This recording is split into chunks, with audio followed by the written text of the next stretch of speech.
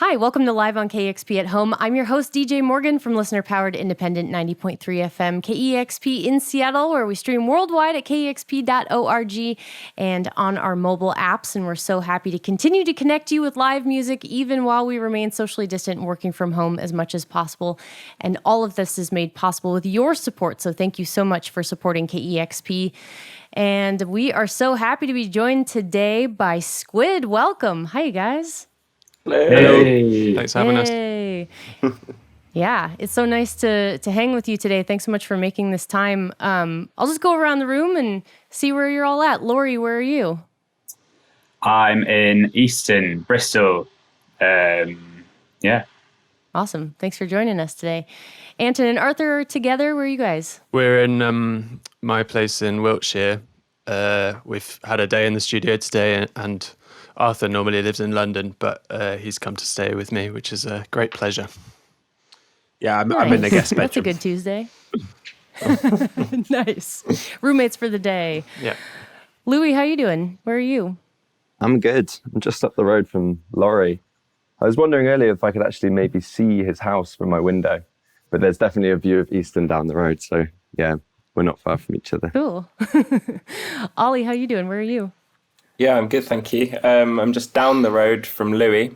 I can't see his house, but I can see some nice trees, so that's always good. That's nice. You're all just down the road from each other. Do you guys meet up a lot since you're so close? Yeah, all the time. Yeah, maybe too much, I think. Well, I'm sure it's nice to have people so close by that you can hang out with, especially during the pandemic. Huge congrats on your debut record, Bright Green Field, just came out in May.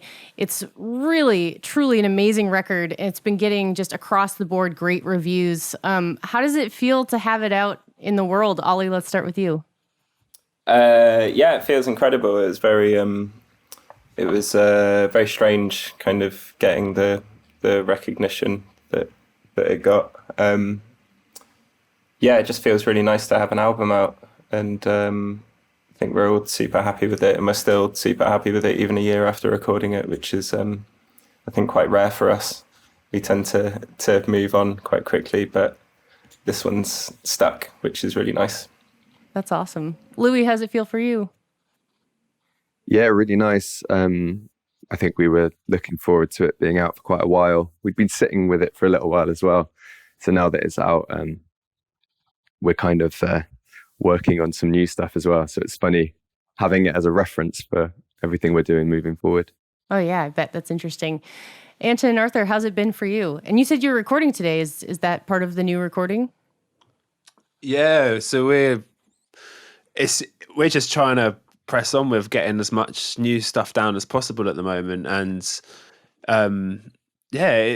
it's been really nice having this body of work that's Bright Green Field out there and people connecting with it how they have, because we felt like we made a bit of a leap with that, and now feel like we can do anything really, go make some new stuff that's far removed from that, and feel great with it.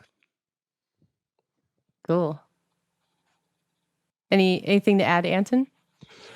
Not really. We're just all really, really happy with how things have gone, and but we're not kind of resting on it. We kind of keep pressing on with trying to do new, interesting things all the time, and that's what we've been hopefully trying to do today. We've had a really nice day together, doing a bit of writing and recording. So, we're happy. That's so great to hear. Laurie, how's it felt for you? Yeah, really good. Did our first festival a couple of weeks ago, and it was nice to see lots of young people singing along. I think usually it feels like we have kind of quite an older crowd that come to our gigs. So I was quite surprised to see that a lot of young people knew the words, and that was really nice. Awesome. That's great. Yeah.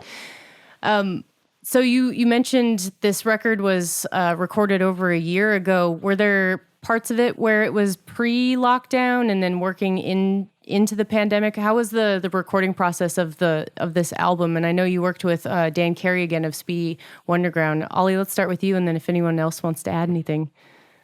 Yeah, well, the kind of most of the album was written before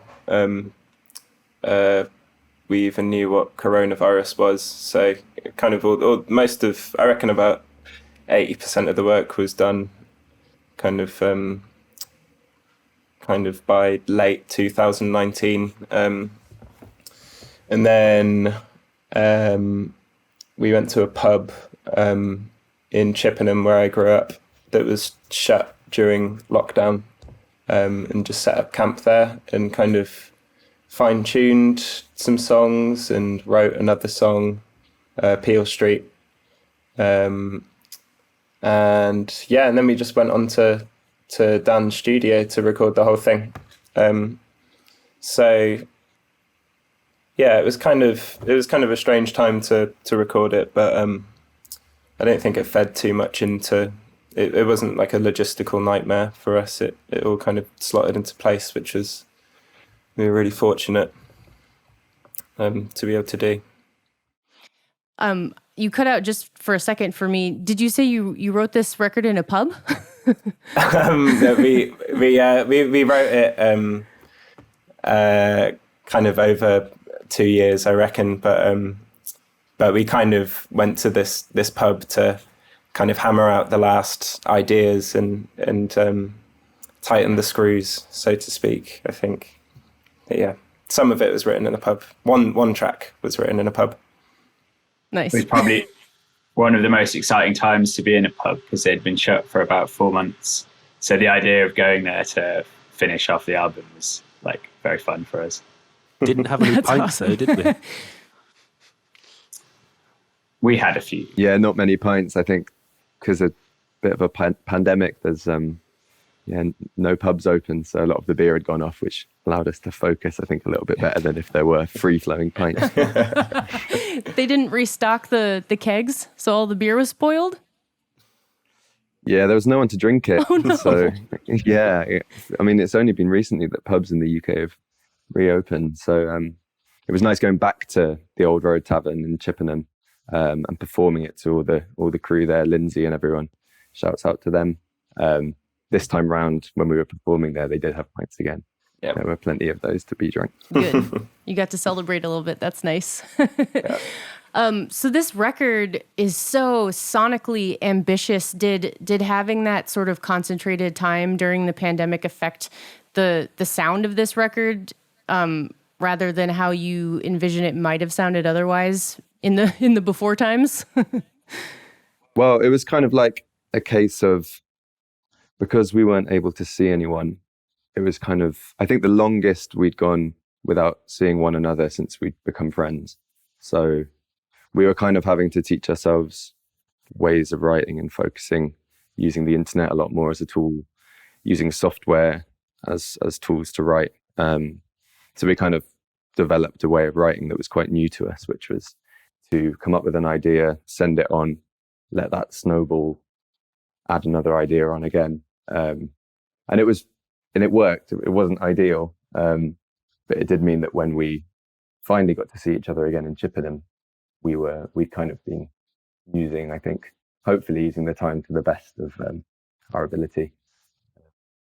I think we just really missed one another. So when we met up and wrote Peel Street, we had quite a lot of things that we wanted to say, and I think that track was quite a loud one because it was a bit of a release to see one another again. Yeah. Speaking of Peel Street, that is the first song on the live performance video that you recorded for us, which is so amazing. I cannot wait for everyone to see it. So I want to get into the first couple songs of this.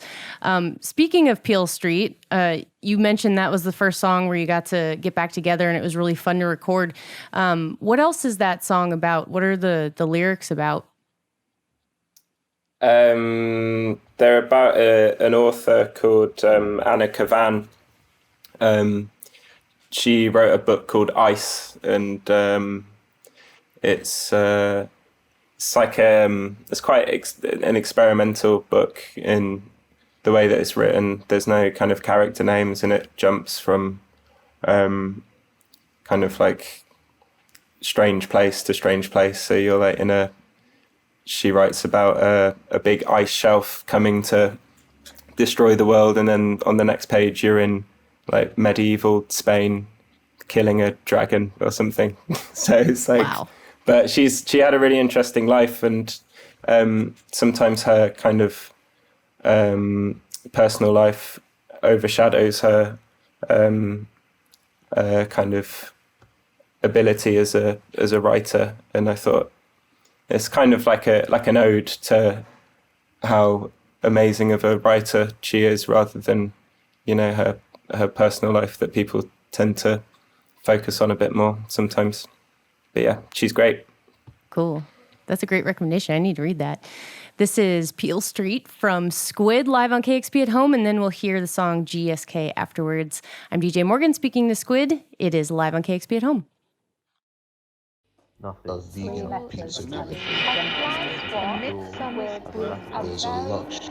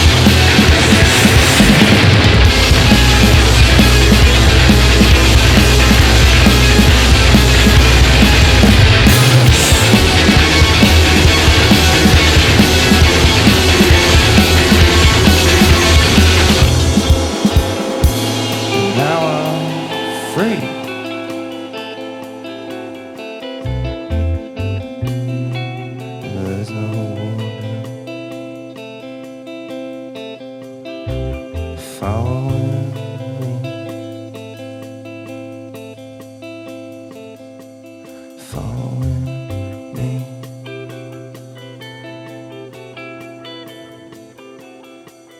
Following me.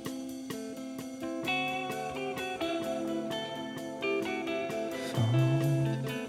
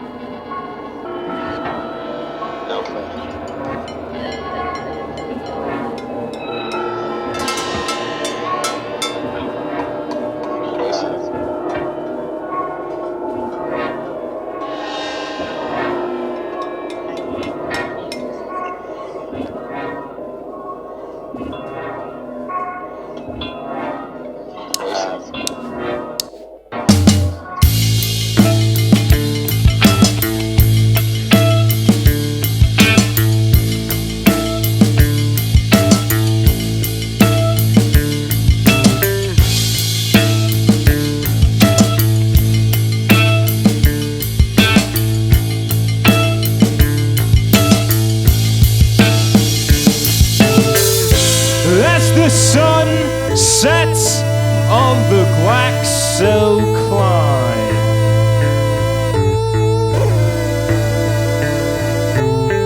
Well, it's the only way that I can tell the time.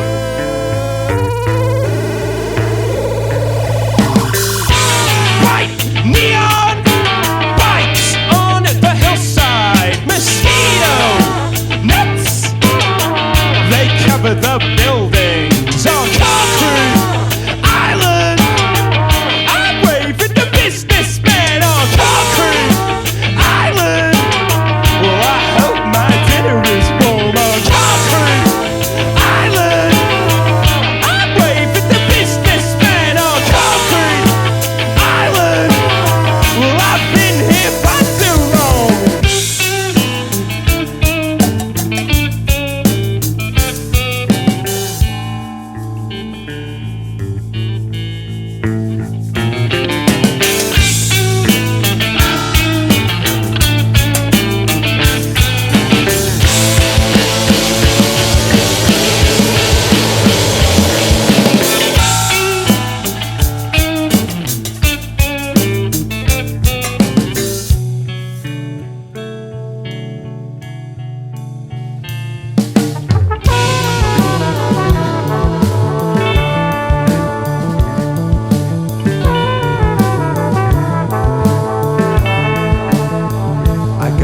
I'm speeding along, and from the shot to the floor, I go through the windshield. Speeding along, from the other side. Well, I hope my dinner is warm. I'm speeding along.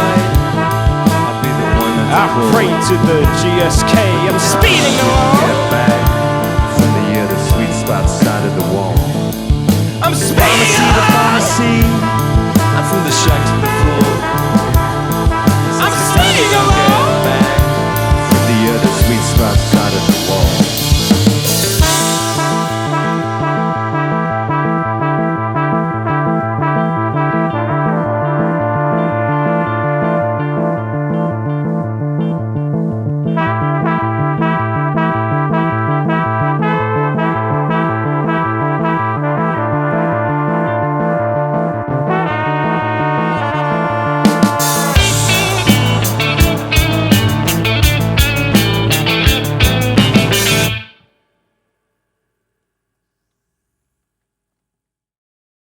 It's Squid live on KEXP at home. That was the song G.S.K. from the new album Bright Green Field that just came out in May. Before that, you heard the song Peel Street. Oh man, that performance is so good. Where did you all record that video? Lori, where was that? It was at a local community cinema called the Cube Microplex that some good friends of ours volunteered there. It's such a lovely place. It's kind of like, somewhere you can go and watch quite like interesting performances, gigs, cinema, but like all genres of cinema, and go on your own and find some new friends for the evening. Yeah, it's good place. We recorded that, with the help of Crack magazine. Awesome. That's a great performance. Thank you so much for that. I'd love to hear more about the song G.S.K. Is that GlaxoSmithKline? Yeah. Yeah. It's one of many kind of accidental references to the ongoing pandemic. It's in no way written about pharmaceutical companies. It's kind of it's just the building. It just is very striking. When you're going over the Hammersmith flyover into London, it's quite monolithic and oppressive, and we've focused on quite a lot of oppressive things for this record. So it set the tone for the whole record. I think it was the track that clicked everything into place for us, I think. Yeah, it truly does set the tone for the record. You all sound so in sync when you're playing together, and you have so much instrumentation and layering. I'm just curious, how long have you all been playing together? And I'd love to hear about how you met and how the sound of Squid sort of evolved. Anton and Arthur, you want to start? Sure. We started playing music together about 5 or 7 years ago or something like that. We were all friends at university in Brighton, and we never really imagined that we'd be able to play music together full time. It was just something that we did in our bedrooms and in small rehearsal rooms if we could find the cash together to do that, and just kind of kept getting weirder and weirder, and now we're doing stuff like this, which is quite fun. I think we've never really had like a set goal in mind, and because of that, we've allowed our music to change as much as we felt it needed to, and not really worried about doing one thing because we did one thing before, or and I think we're still kind of thinking that way to a degree as well, which makes everything really good fun, I think. Yeah. Cool. I'm curious what what all of your background in music is. Did you all grow up playing instruments? Laurie, what was your start playing music? Probably, I've got my dad to thank for a lot of my musical upbringing, because he used to run improvisatory sessions when I was growing up in Huddersfield called Dangerous Volume, where you'd play any instrument you wanted, and you'd play a melody, and you'd kind of just wait for other people to join in with another melody. And the improvisatory session was often called goat music, and we had this kind of bizarre way of, when you'd finished the improvisation, you described what type of goat the music sounded like. Wow. I love that. So that was one of the ways where I probably learned how to listen to people. I don't think I know any different types of goat. But it's like, you say surrealist goat, or you say I suppose, pharmaceutical goat. Yeah, of course. Grocery goat. Yeah. I can't believe 5 or 6 years of knowing you, and this has slipped. Yeah, all of us, man. I don't usually say it. It kind of came to my mind. But to be honest, I think they were probably like one of the first like, kind of the youngest experiences of where I just sat and listened to other musicians for like hours at a time. And I think that's probably where I learned to listen to people properly, musically. Yeah. I'm sure that improv was really valuable for what you're doing now, too. I feel like you can hear that. Yeah. Yeah, absolutely. Yeah. Louis, what's your background in music? Well, yeah, as Anton was saying, we studied together. We were studying music together. But I suppose, the same really. Just got my mum and dad to thank. They've always had a good record collection. My dad happens to be left-handed as well, so I had a guitar to play. But yeah, just just listening lots, having friends and family that are into music. That's everything really. Cool. Ollie, what about you? Yeah, again, well, I've got my parents to thank for their impeccable taste in music, bringing me up on that. But for my teaching, I've got the video game Rock Band to thank. Nice. When they released that with the drum kit that you could play, that's kind of how I learned to play drums. Did you So it's really like did you have Sorry, the drum? what other- Did you have the drum kit as well? Yeah, it looks like a kind of like 80s like MIDI kind of thing. It's got like 4 sick. pads, but it also has like a kick pedal. So I'd recommend anyone who wants to learn to play the drums get Rock Band, because Do you still have it, Ollie? no, I don't. I really want to try and get it back so we can use it as a sample. As a MIDI controller, a sample trigger. I was just thinking Good. that would be fun. And we can play Sweet Home Alabama on it as well, which would be quite nice. Something to look forward to. Yeah, only Skinnerd covers. That's kind of genius, actually, because, you know, a lot of parents don't want their kids to have a drum kit in the house because it's super loud. So, you know, Rock Band, maybe not so great for learning real guitar because pushing buttons is not the same as playing the strings. But in the case of drums, that's a great point.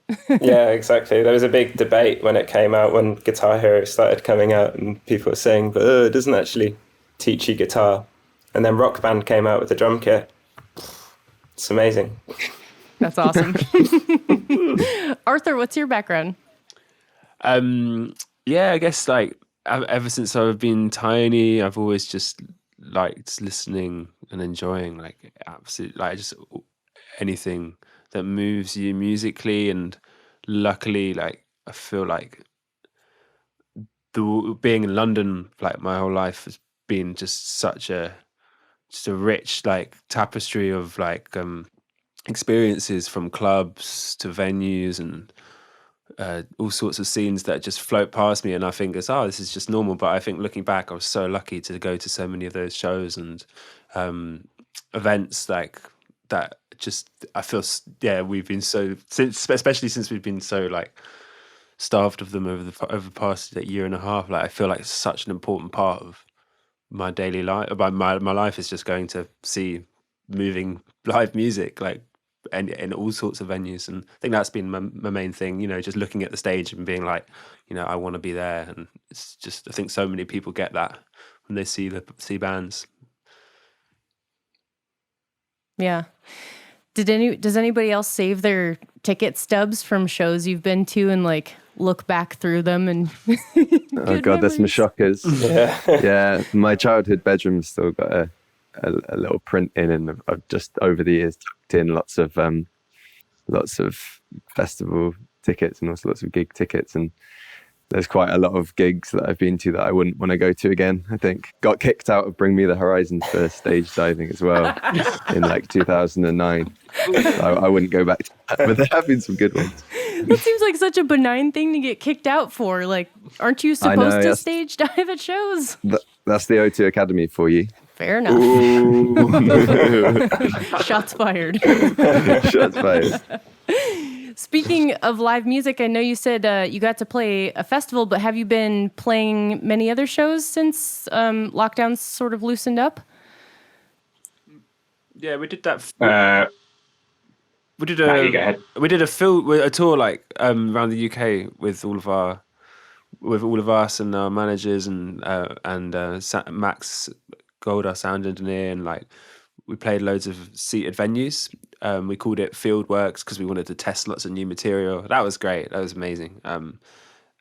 Just like all the audiences new experiences, like getting back into gigging again. It was so brilliant. Like even to sat down crowds, you know, it's just pretty amazing. And that was our last kind of tour, really. That's been our big thing in the last year. We're hoping, you know, going tour again in September and doing more stuff soon. Like we've got lots booked in, and you know, can't wait to get and do it again. But that was the big thing we were planning for, Fieldworks, and yeah, it went really well. Awesome. We can't wait till you're here in Seattle in November. Saw that date at the Crocodile. We're very excited for you to come. Man. So excited. It's gonna be so good. Yeah. So Yeah. we- It's kind of freaking us out that the whole tour's sold out. It's just insane. Can't believe it. That's so awesome. Congrats. Thank you. It's a testament to the amazing music you make. Speaking of And which, really little venues. let's get into what's that? Sorry. Right, no, I was being sorry. I shouldn't have spoken over you. Sorry. Sorry. All good. I'd love to get into a couple more songs from the live performance video. We're going to hear Global Groove next, and then 2010. Before we get into it, Ollie, what's Global Groove about? The lyrics in it are very striking. The watch your favorite war on TV just before you go to sleep. Like, I feel like there's 9/11 vibes here, and it just, yeah, it's bringing up a lot of memories. What were you thinking about when you were writing that? It's kind of inspired by an exhibition I went to at the Tate in London by this guy called Nam June Paik, and he did a collaborative piece, a video installation called Global Groove, and there was like loads of shots of New York in it, with like all these dancers in leotards doing these creepy dances. And yeah, it kind of just made me think about, when 9/11 happened, and it's such a strange time. And we were all like 6 or 7 when it happened, and trying to like process something like that when you're so young is like looking back on it quite an affecting experience. Because I didn't really understand the gravity of the situation, and it all just because it was so televised, it kind of felt like a reality TV show or like a video game or something. So yeah, just kind of those two things brought on the lyrics, and ended up being very dark and depressing. I mean, that's kind of the world our generation has grown up in, huh? Yeah, I guess so. Exactly. I was 14, when 9/11 happened. I was in 9th grade. I remember my mom's boyfriend at the time calling me first thing in the morning because it was like, I'm on the West Coast, so it was 3 hours early than on the East Coast. So he called me like 7:30 in the morning before school, and I was like, why is he calling me? And he's like, turn on the TV. It was such a bizarre time. Yeah, and then having all the planes grounded for a couple weeks and then having to hear them again. Oy, yeah. Yeah, really horrible. That's a crazy time. So this is the song Global Groove from Squid. It is live on KEXP at home.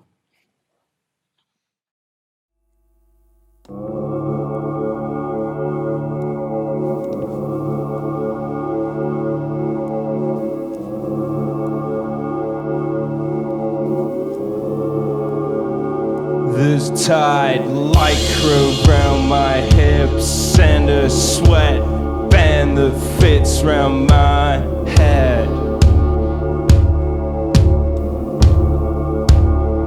We're still dancing today to the global groove.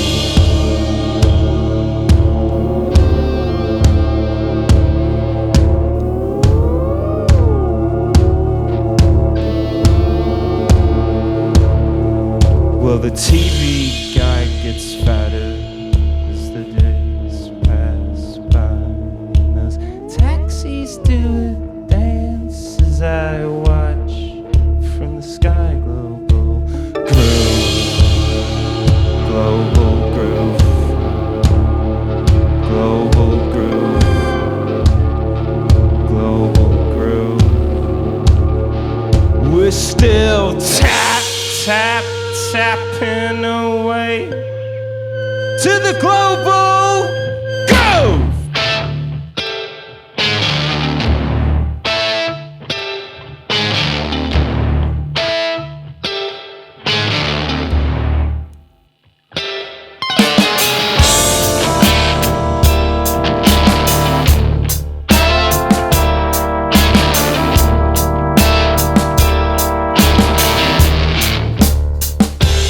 What's your favorite war on TV?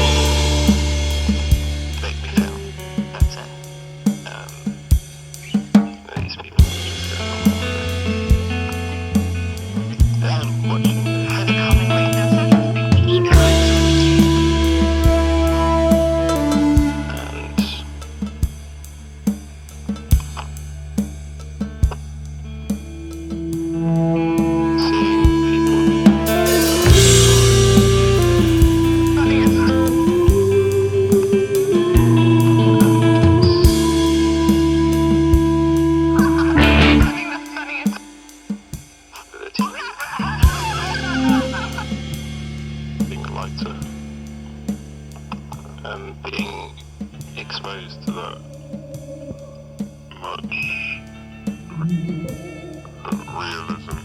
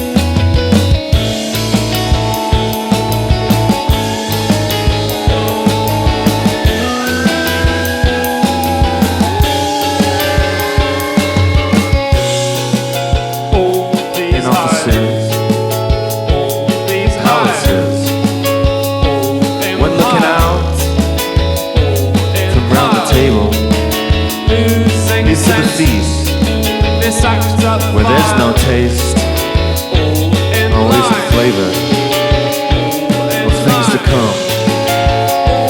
You'll come inside, you'll be the friend, will satisfy your every need, all expectation, your every need.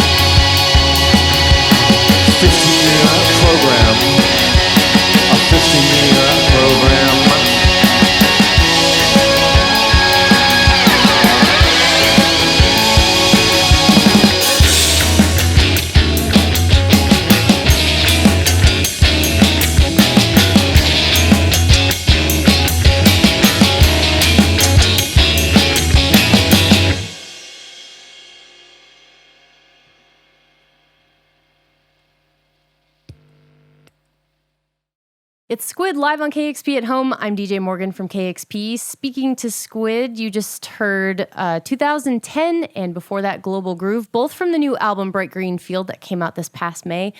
What is the song 2010 about?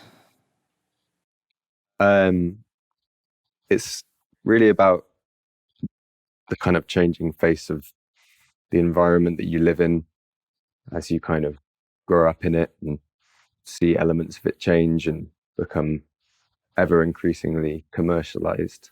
But it's also really, I guess, a question for Anton, because we wrote the lyrics for this song kind of separate to one another, and we wanted to write in a way in which we thought about the words kind of instrumentally and how they sit on the line. It kind of just happened to be that the themes that we were talking about had a lot in common, but one really thinking about our relationship with humans and also our relationship with animals, which are kind of themes that pop up across the whole of the album, really.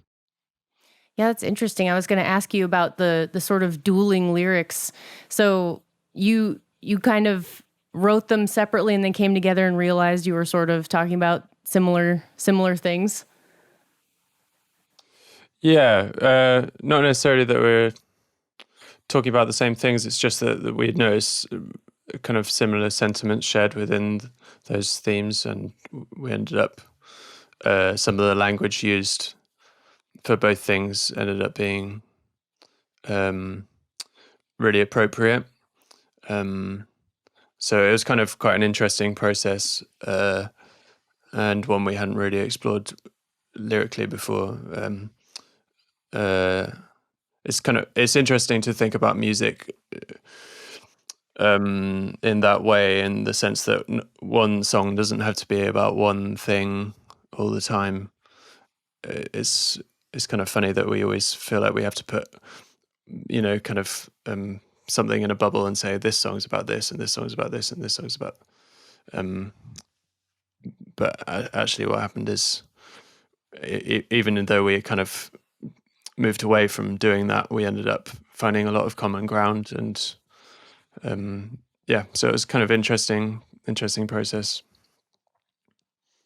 That's cool. It's really effective. I love the dueling vocals on it. That's Thanks. super cool. Yeah. So I'm DJ Morgan from KEXP speaking with Squid. There's one more song on this live performance video. Let's get into that now. The song Paddling. Ollie, what is Paddling about before we get into that? It's another one that I didn't write the lyrics for. It's mainly Anton and Louis again that wrote the lyrics for this, but yeah. Apologies, Anton and Louis, please. This is a song that's probably, I feel like a similar question as before. We're talking about different things again, which seems to be a running theme with me and Anton when it comes to writing music. But it started with a specific scene from Wind in the Willows, right, Anton? Hmm. Yeah. But it kind of became, I suppose, a track as well about that feeling of, again, being in a city and being the kind of world of people that you have often very little in common with, passing by, and the observation of toxic masculinity and self-obsession and consumerism. But then again, that is also what Wind in the Willows is talking about with Toad, isn't it? Yeah. That's interesting. This is Paddling from Squid from the new album Bright Green Field, live on KEXP at home.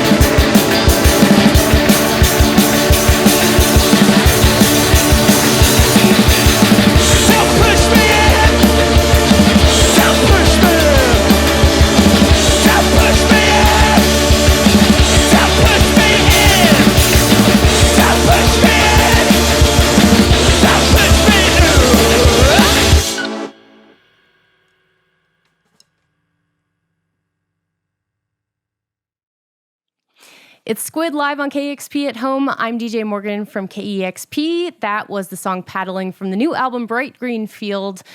You all, thank you so much for spending this time with us today. Thank you so much for that amazing performance. This has been so great. Thank you. Thank you very much. Cheers. Thanks for having us. Yeah, and we will see you in November when you're here at the Crocodile. Yes. See you in Seattle. Yeah. Yeah. And thank you to all of you for watching today. Make sure to subscribe to the KEXP YouTube channel where you can find all of these sessions and much more on our website, kexp.org. And thank you again so much for supporting independent listener-powered KEXP. It is live on KEXP at home. Discover new music at listener-powered kexp.org.